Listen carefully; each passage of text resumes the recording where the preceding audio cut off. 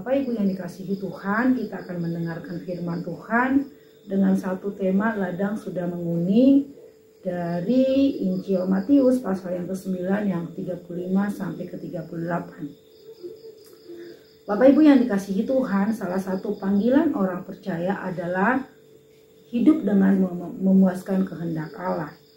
Sebagaimana mengikuti teladan Yesus di dalam kitab Yohanes pasal 4 ayat 34 dikatakan, makananku ialah melakukan kehendak Dia yang mengutus aku dan menyelesaikan pekerjaannya. Jadi dipanggil untuk menjadi penuai tuaian yang sudah menguning. Dalam bacaan ini kita akan belajar bersama-sama bahwa penekanan bahwa seorang penuai harus memiliki 3 modal penting. Yang pertama, cara pandang Allah. Di dalam Injil Matius pasal 9:36 dikatakan, mereka lelah dan terlantar seperti domba yang tak bergembala. Tuaian memang banyak di dalam Matius pasal 9 yang 37. Pandanglah ladang-ladang yang sudah menguning dan matang untuk dituai dalam Yohanes 4 ayat yang ke-35. Di dalam Injil Matius pasal 9 yang 35 jelas dikatakan di sana, ditegaskan bahwa Yesus sedang berkeliling dari desa yang miskin dan terpencil ke kota yang besar yang mewah untuk melawat umatnya. Ia mengajar, mengabarkan Injil dan menyembuhkan banyak orang. Ia melakukan dengan penuh semangat tanpa mengenal lelah. Yesus melihat mereka seperti domba yang tidak bergembala, seperti tuaian yang banyak yang telah menguning. Ini berbicara perihal paradigma. Yesus melihat orang-orang dari sudut pandang yang berbeda daripada umumnya. Matanya sanggup menembus ke dalam jiwa setiap orang yang akan binasa. Jadi mereka membutuhkan Kristus demi masa depan mereka yang baik. Artinya bahwa bagi Yesus mereka membutuhkan Injil. Nah, di bagian yang kedua, hati yang penuh dengan belas kasihan. Melihat orang banyak itu, tergeraklah hati Yesus oleh belas kasihan kepada mereka di dalam Matius 9 ayat yang 36. Jadi hal ini sangat menarik. Dikatakan di sana diungkapkan tergeraklah hati Yesus oleh belas kasihan. Kata ini berulang-ulang muncul dicatat di dalam Injil Matius pasal 14 ayat 14, 15 ayat yang kedua, 20 ayat yang ke-35, dan Markus pasal yang pertama 31, 6, 34, Lukas 7 ayat 13,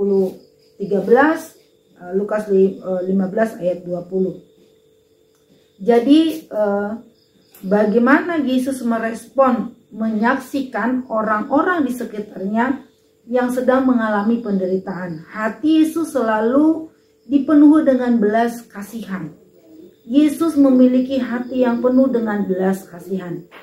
Nah, ketika kita memiliki kualitas hati, kita diminta Tuhan untuk memiliki kualitas hati seperti hati Yesus.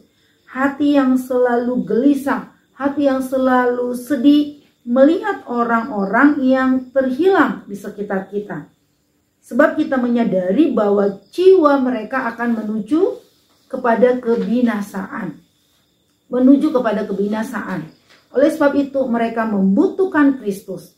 Dan ini adalah bagian setiap orang yang percaya untuk menyatakan kasih Kristus dengan hati yang penuh belas kasihan. Sebab tanpa Kristus maka mereka akan menuju kepada kebinasaan. Tanpa Kristus kehidupan mereka tidak ada harapan. Yang ketiga adalah rasa yang antusias, yang ingin selalu rindu untuk memberitakan firman Tuhan. Jadi dikatakan di dalam Matius 9 ayat 37, tuaian memang banyak. Pandanglah ladang-ladang yang sudah menguning dan matang untuk dituai. Yesus menekankan bahwa penuaian bukan saja penting, tetapi menuntut kita untuk mengerjakannya, melakukannya. Dan hal ini tidak boleh diabaikan oleh setiap orang yang percaya, tetapi dikerjakan, dilakukan, tidak menunggu besok atau nanti, tapi segera dilakukan untuk mereka boleh berjumpa dengan Tuhan.